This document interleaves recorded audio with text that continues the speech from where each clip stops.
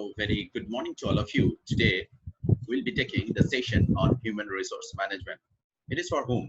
It is actually for you, that is electronics and communication engineering students, that is BTech in ECE, 5th semester student, right? So you are habituated in studying all the electronic subjects, engineering subject, technical subjects, mathematics and etc., doing labs and etc. But today we are going to discuss about a different management subject, which is in your syllabus, that is human resource management. This is of utmost importance because if you want to run any organizations, human resource plays a very important role. Because say for example, who is developing the electronic devices like a mobile phone? Definitely there are robots, but ultimately there is a human being who is behind that. So why you are studying engineering? So you would be working in some organization as a human resource of those organizations. So managing the human resource is one of the most crucial tasks in any kind of organizations. So say for example, why you are studying this subject of human resource management? Because at the end of the day, whenever you will be entering into an organization, at the beginning probably you will be working as a engineer, junior engineer, senior engineer, like that. But whenever you will be getting into a team leader position, you have to handle human resources, because as an individual capacity, you cannot work for a longer period of time. Whenever you will be moving ahead with the organizational hierarchy, you have to handle human resources. So that would be your one of the crucial job. So that is the reason you have to be very good in human resource management, and that is the reason this subject has been included in your syllabus, so that you can become a good manager. It is not that you will be becoming a marketing manager or sales manager. You can be an engineer, production engineer, or electronics engineer, but however, you have to handle the people under you after a couple of years, right? So that is the reason knowledge of human resource management is very, very important for the engineers. So we are going to study the basic concepts of human resource management today. So we'll be discussing about the chapter 1 of this particular paper. In this, so it is, trust me, it is not very difficult. So just concentrate on this PPT, and trust me, we'll be completing the first chapter by today only.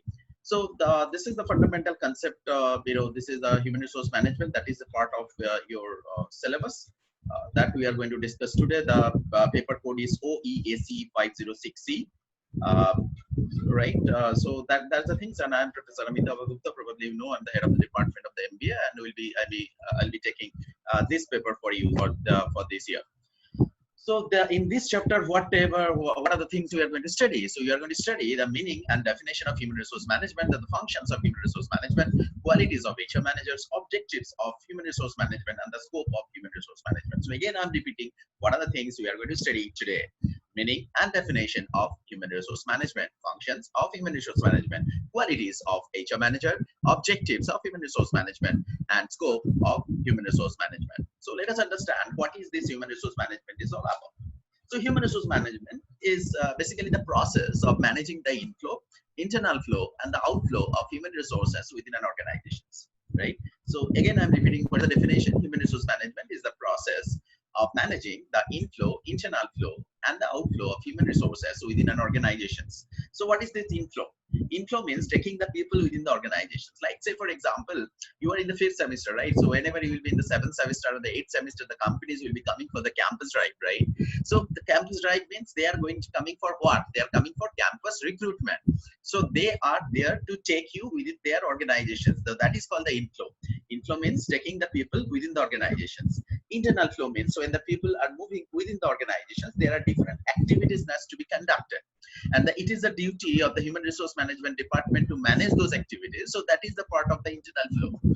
And the outflow of the human resources means when the people are moving out of the organizations in different way, the HR manager has to handle those activities as well. So that is called the outflow. So let us understand this concept a little bit more detailed manner.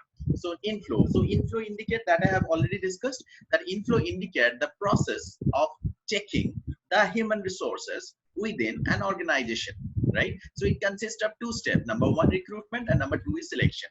So probably is a confusing terms for everybody, that both the terms are same, that is recruitment and selection, and there is no difference, but there is a difference.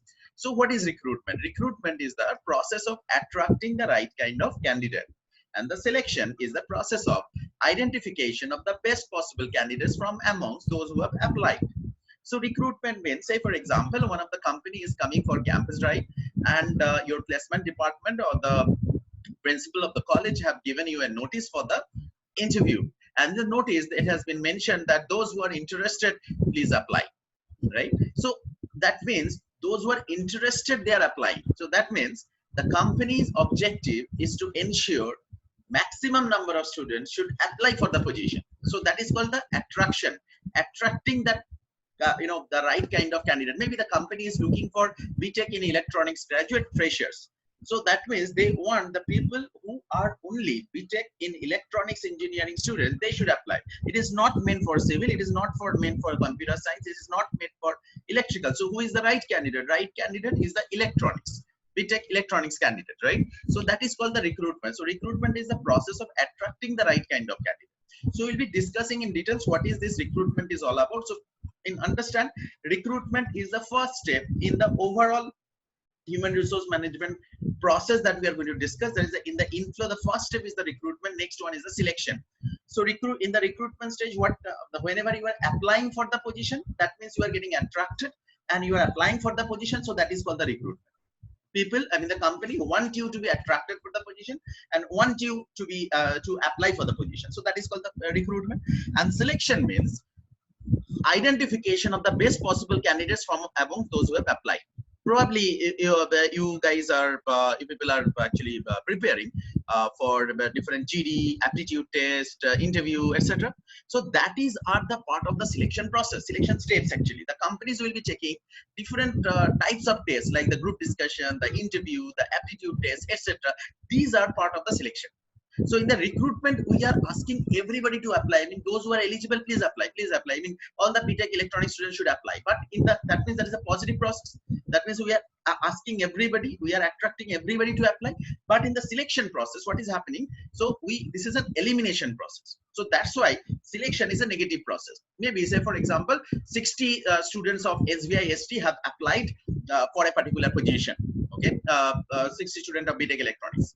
Out of that, there is a vacancy of 10. So they are going to select only 10 candidates if they found any suitable candidate. Definitely, it does not mean that they are having 10 vacancy. They have to select the 10 people, because if they find a suitable candidate, then only they will be selected.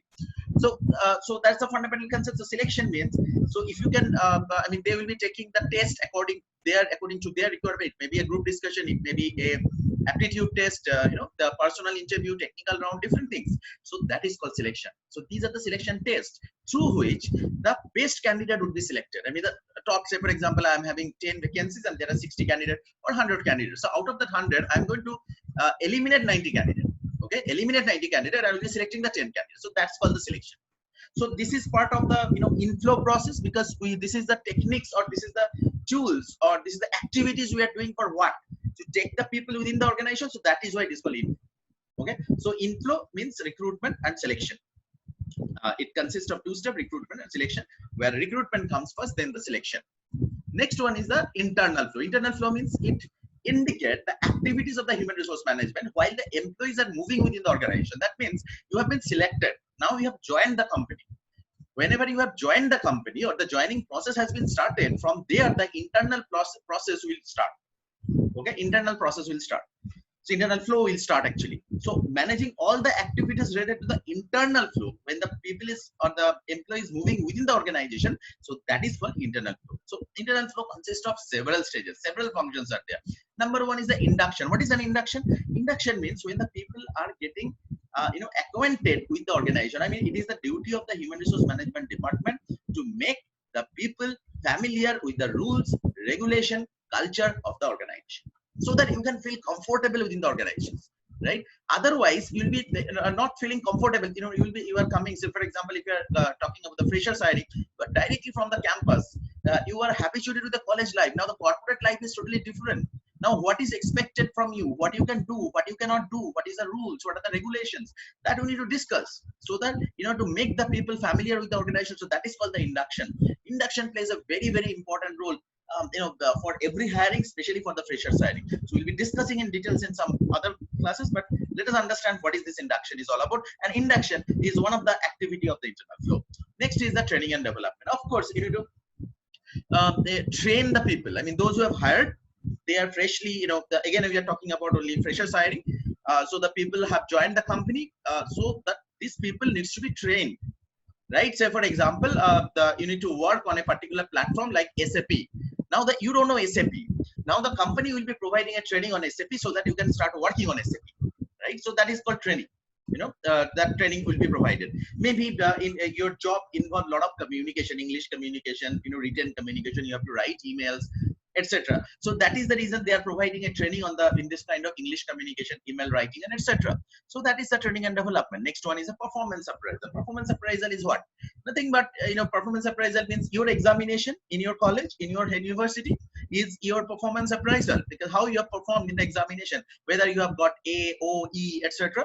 Right? So that is your performance appraisal. So in an organization, how you are performing, that will be evaluated. A structure would be given to you that in this way you are expected to perform. Whether you are perform as per the expectation, they are going to check that. So that is called the performance appraisal. We'll be discussing in details in some other classes. Next one is the compensation management. Why you are working ultimately, like for a particular CTC that has been offered to your company, by that particular company. So you are expecting a particular salary at the end of the month. So it is the HR department responsibility to ensure that your salary or the employee's salary should be credited on a particular day of the month as per the company criteria.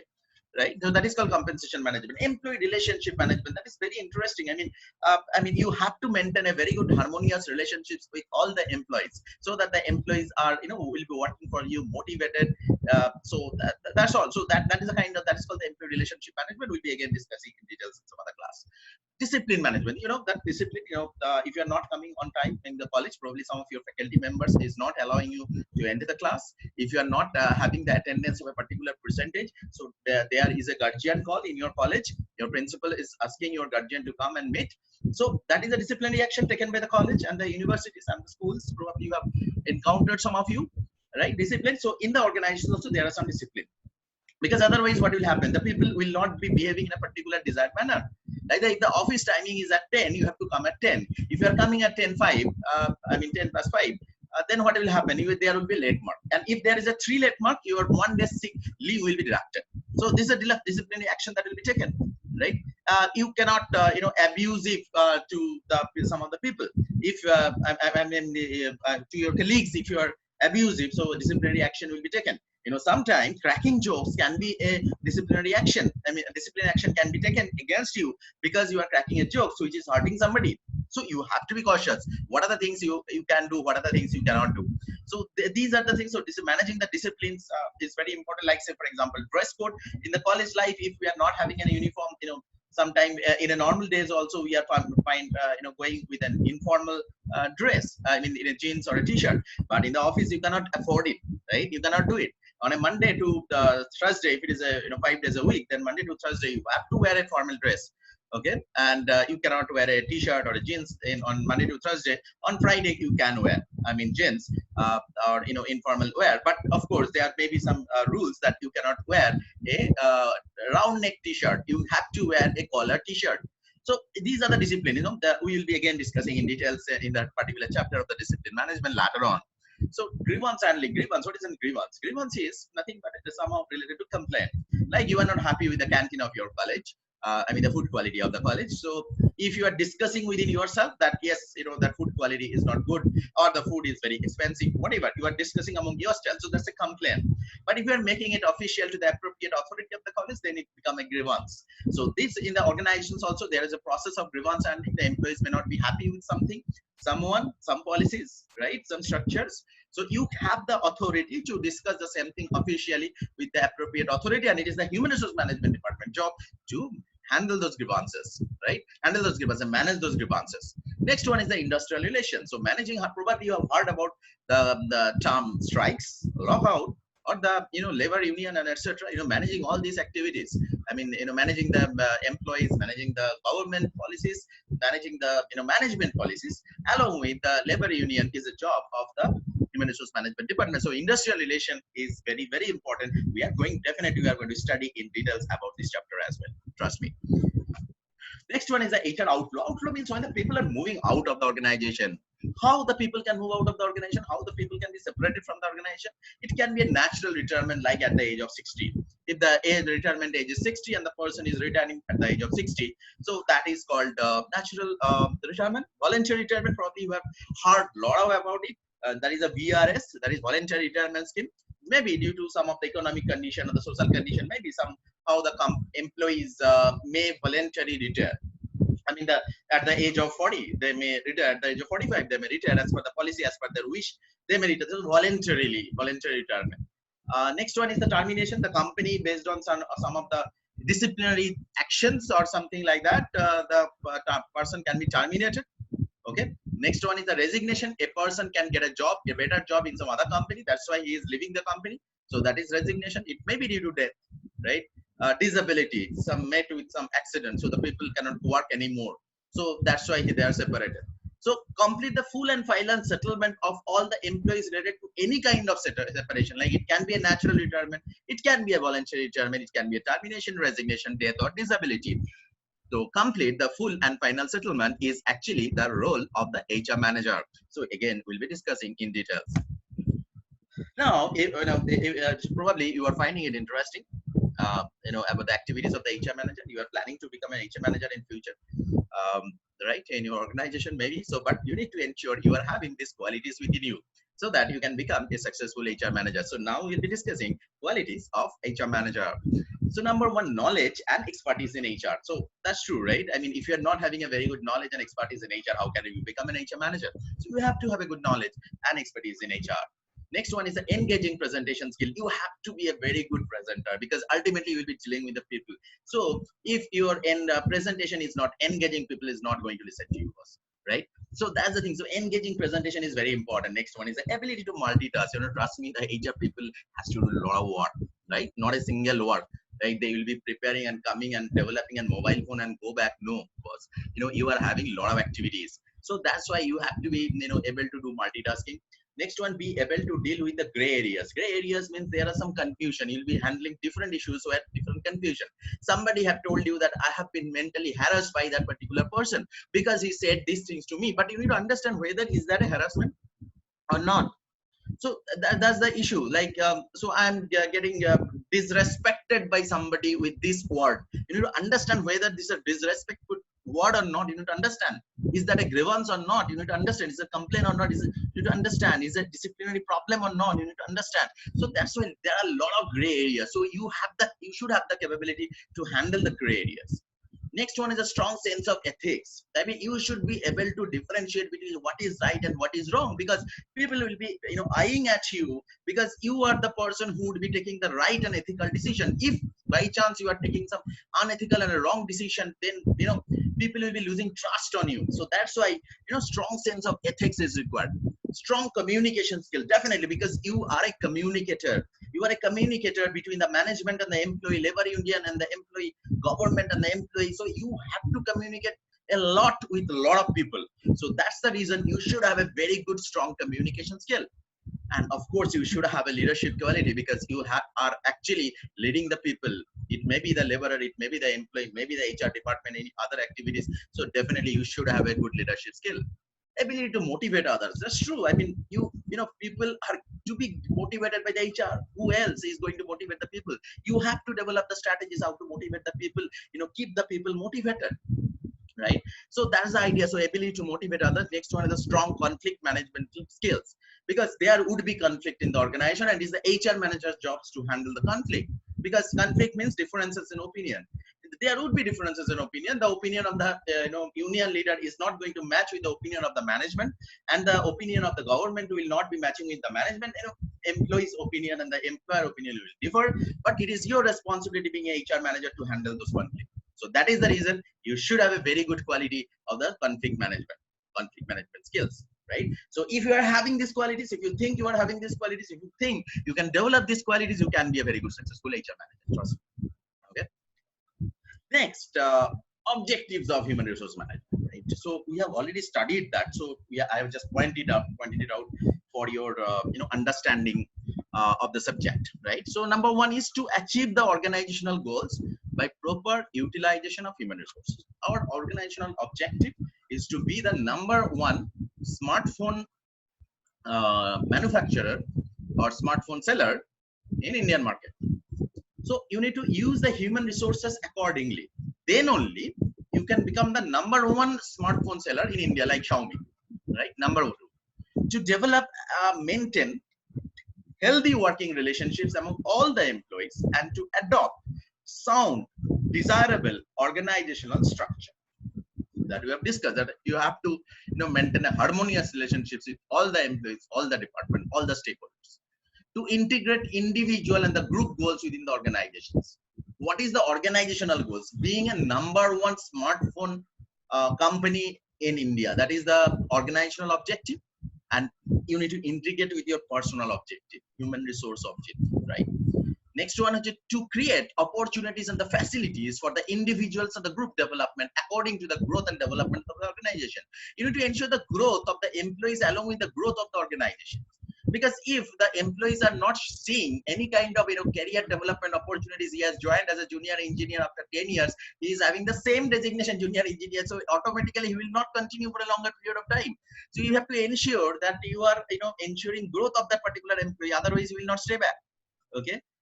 Next one is to identify and satisfy the individual and the group needs, such as the fair wages and the salary, incentive, welfare facilities, social security, prestige, recognition, security, status, everything you need to take care. Okay, social security, social image, okay, the wages, salaries, incentive, everything you need to take care. So this is one of the another objective of human resource management. Next one is to motivate the employees and keep their morale high, that we have already discussed. To develop and maintain healthy relation between the management and the employees, that we have repeatedly telling. This is one of the job. Next one, to develop the human assets continuously through training and development program. That is very important. We need to upgrade the people. Probably you know that recently Capgemini have declared they are going to upgrade the skill sets of 50,000 Indian employees. They are investing crores of rupees for that. Why? I mean, all the companies, I'm just giving you that example of that Capgemini router, but all the companies are investing crores of rupees for the development and the training and development of the employees. Why? Because ultimately these people will be outdated. They will not be able to work with the new technologies or the systems. So, right? So that is the reason training and development is very important. Next one is that you contribute in minimization of the socio-economic evils, such as the unemployment problem, unequal distribution of income and wealth, more employment opportunities for women itself. So these are the broader aspect. To provide an opportunity to the employee to participate in the management, that is a part of the employee participation management and the employee relationship management. To provide desirable leadership and lead the working group, that's true. To provide healthy and hygienic working conditions to the employees, that's true, because due to this COVID-19 era, this is one of the major function. If you are asking your employees to come to office, you have to ensure their health and safety. Rather, why the most of the companies, like probably that recently Facebook have declared that all of their employees will be working up to 2021 July from working from home. So that is one of the HR decision related to the health and hygiene. Lot of companies are thinking like that. I mean, let the employees continue from the working from home because there is this pandemic is going on, right? Next one is that to retain the workforce by maintaining the stability of the employment. That's true, that you have to provide stability to the employees. So these are the major objectives of human resource management. Scope of human resource management, that we have already discussed. The functions that we have discussed, that inflow, internal flow and outflow of human resources, the function we have discussed. These are the scopes actually. So that we have mentioned that the scope of HRM is wider in comparison to the personal management, and since joining the organization till the retirement, that is inflow to outflow. Joining means inflow, retirement is outflow. So all the activities of a worker under the HRM. So large number of activities that we have discussed: the recruitment, selection, training, development, promotion, transfer, job evaluation. All these things are in the scope of human resource management. So we have already covered that whatever I have promised to cover in this chapter, that is what is human resource management, what are the function of human resource management, what are the scope of human resource management, role of HR manager, and the functions, right? So that we have already covered. So the first chapter of this particular topic, we have already covered these things. So if you have any questions, so definitely we have given you the forum. You can ask the question, put the questions, and definitely get back to you. So we have already covered these things. I mean, the first chapter is over. So please go through it. So if you have any issue, please get back to me. Thank you so much. Thank you for attending the session.